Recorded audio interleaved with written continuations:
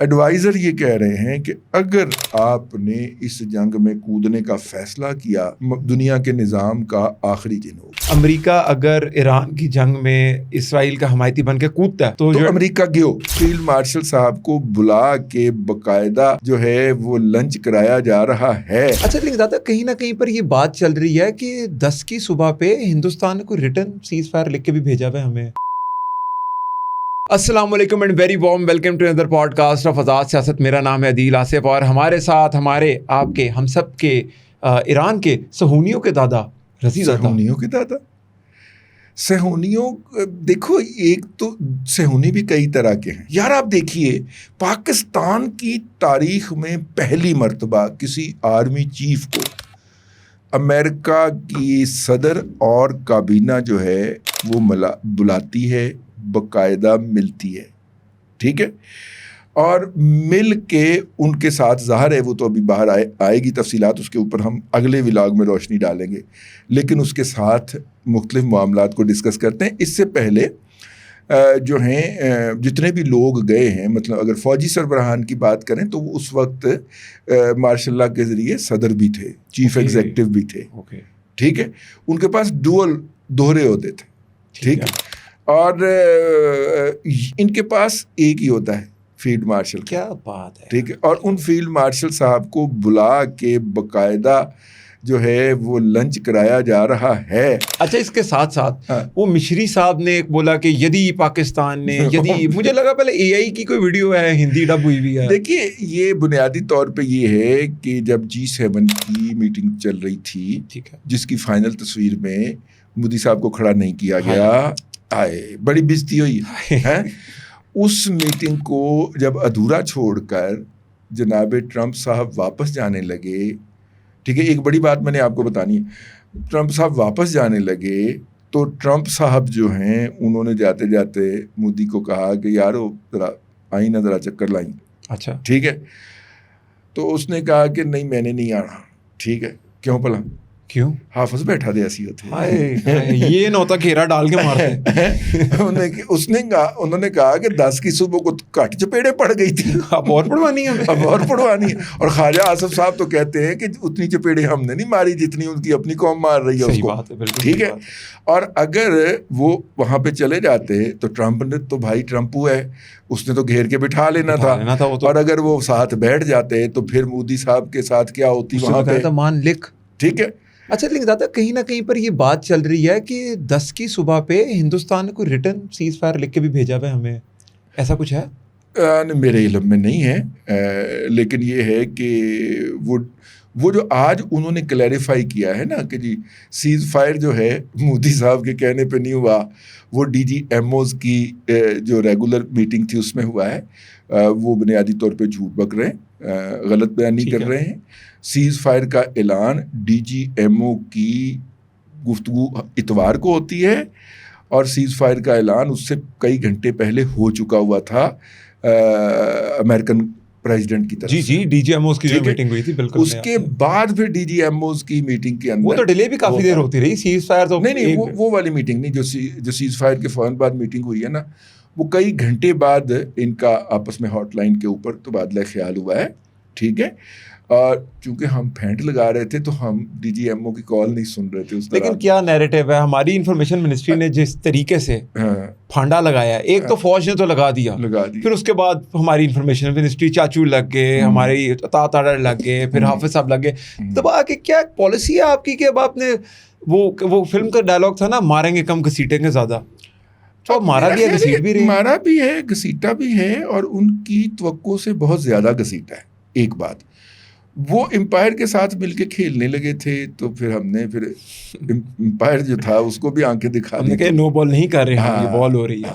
اچھا اب دیکھیے بات یہ ہے، یہ جو مشری صاحب ہیں ان کو جب وہاں پہ بلایا گیا، یہ نہیں گئے، یعنی کہ مودی صاحب نہیں گئے، تو حافظ صاحب کو بلا لیا گیا۔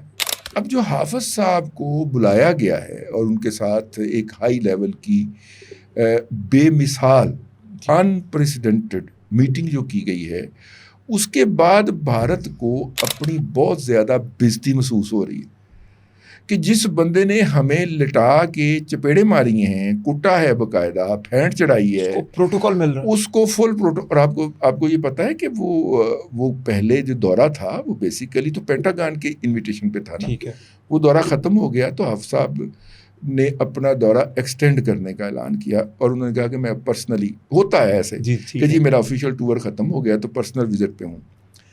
پرسنل وزٹ پہ بھی انہیں باقاعدہ وہ جو کالی اینک کان کے اندر اور وہ کالے کوٹ پہنے ہوتے ہیں جنہوں نے جیمز بانڈ ٹائپ کے باڈی گارڈز کا باقاعدہ پروٹوکول پروٹیکشن ملی ہوئی تھی, پروٹوکول تھا ان کا بھائی. اب آ جائیے ہمارے ہمسائے میں جو کچھ ہو رہا ہے جی, ٹھیک ہے, اور ایران اسرائیل جنگ کے حوالے سے. ابھی میں آ رہا تھا تو باہر ایک صاحب پوچھ رہے تھے کہ سر جنگ کا کیا ہوا. میں نے کہا جنگ تو فیصلہ ہو گیا ہے. کیا مطلب؟ میں نے کہا اسرائیل ہار گیا. اسرائیل کے مقاصد تھے کہ ہم سٹرائک کریں گے جی, ایران کی عسکری اور سیاسی قیادت کو شہید کریں گے, بالکل ٹھیک, اور ان کی جگہ کے اوپر رضا شاہ پہلوی کے بچے کو یا جو بھی ہے وہ صاحب ان کو اوپر بٹھائیں گے اور وہاں پہ ہماری مرضی کی حکومت قائم ہوگی. یہ پلان تھا نا جی, ایسا ہی ہے. تو کیا انہوں نے حاصل کر لیا؟ ہاں, ٹھیک ہے نا. دیکھیے 3000 سے زائد میزائل ہیں, ٹھیک ہے. اب آئی ہے وہ خبر جس کے بارے میں یہ پروپیگنڈا کر رہا تھا اجیت دیول کا میڈیا اینڈ سہونی میڈیا. سہونی آپ سمجھتے ہیں نا؟ جی جی, ہاں, جو ہمارے بھی ہیں, اور ہاں جو ہمارے سہونی کر رہے تھے کہ جناب ایک جو ہے وہ کنٹینروں کا قافلہ چلا ہے کہاں سے, چین سے, اور وہ جناب خنجراب کے راستے پاکستان میں داخل ہوا ہے اور سیدھا ایران چلا گیا ہے, اور اس کے بعد یہ ہوا ہے. ویسا کچھ نہیں ہوا تھا. کل امریکہ نے تصدیق کی ہے کہ چین سے کچھ ٹرانسپورٹر جہاز جو ہیں وہ ایران آئے ہیں. ٹھیک ہے, کل دعویٰ کیا انہوں نے. اور وہ جو روٹ اس نے بتایا ہے وہ قازقستان ہے, اور قازقستان کے بعد ترکمانستان ہے, اور ترکمانستان سے وہ ایران میں داخل ہو کے لینڈ ہوئے, اور انہوں نے کچھ سامان وامان اتارا ہے اور پھر وہ چلے گئے. لیکن اس سے پہلے بھی جو ہائپرسونک اور سپرسونک اور سادہ میزائل جو تھے ایران کے پاس, اور جس کے ذریعے اس نے تل ابیب کے اندر تباہی پھیلائی ہے, اور اگرچہ وہ اتنی تباہی نہیں ہے جتنی تباہی اسرائیل نے غزہ کے اندر, یا مطلب 350 سے زیادہ تو تہران کے اندر سٹرائک کی ہیں اسرائیلیوں نے, اسرائیلی ایئر فورس نے. تو لیکن اب ہر گزرتے دن کے کل اگر ہم دیکھیں تو ایران کی طرف سے جو میزائل مارے جا رہے تھے ان میزائل کو گرا نہیں پا رہے تھے اسرائیلی. اس کا مطلب تھا کہ ان کا سسٹم جو کچھ کرنا تھا وہ کر چکا. اب اسرائیلی جو ہیں وہ گھسیٹ رہے ہیں اس کے اندر امریکہ کو. اسرائیلی اینڈ پرو اسرائیلی میڈیا جو ہے وہ تو یہ خبر دے رہا ہے کہ جناب انہوں نے انٹر ہونے کا فیصلہ کر لیا ہے. لیکن جو تھوڑا سا نیوٹرل ہے یا پرو اسرائیلی نہیں ہے, پرو اسرائیلی تو خیر سارے ہیں, یا پرو ٹرمپ نہیں ہے, وہ کہہ رہے ہیں کہ جی فیصلہ نہیں کیا. ایڈوائزر یہ کہہ رہے ہیں کہ اگر آپ نے اس جنگ میں کودنے کا فیصلہ کیا تو یہ اس دنیا کے نظام کا آخری دن ہوگا.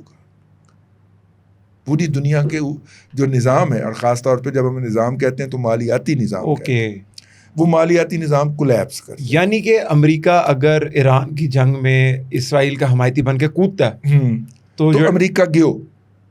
اچھا, کیونکہ امریکہ تو ڈالر کے اوپر کھڑا ہے نا. ٹھیک ہے, ان گاڈ وی ٹرسٹ.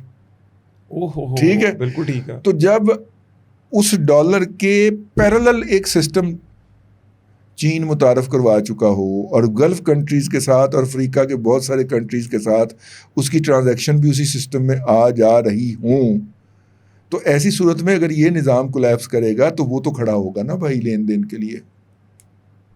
پہلے تو تھا نا کہ دنیا کے پاس الٹرنیٹیو سسٹم نہیں تھا. بالکل ٹھیک ہے جی. اب تو الٹرنیٹیو سسٹم موجود ہے. بھی چل رہی تھی کہ امریکہ کے بغیر بھی دنیا چل سکتی ہے. یہ ٹھیک ہے نا. ہاں, تو یہ بنیادی طور پہ اسٹیٹمنٹ پہ وہ کمنٹری اکاؤنٹ ہے چلا اس کو کوئی اور رہا ہے، لیکن باتیں وہ بڑی کمال کی لکھتا ہے شی جن پنگ صاحب کا، تو وہ امریکہ کے بغیر بھی دنیا چل سکتی ہے. تو یہ اگر اسرائیل کا حامی بن کے بھلے اب جو اطلاعات ہیں یا تاثر ہے وہ یہ ہے کہ جی وہ صرف وہ جو ہوگا نا بنکر بسٹر بم چلائیں گے امریکی B-52 بامبر کے ذریعے، اور باقی کچھ اسرائیل کرے گا.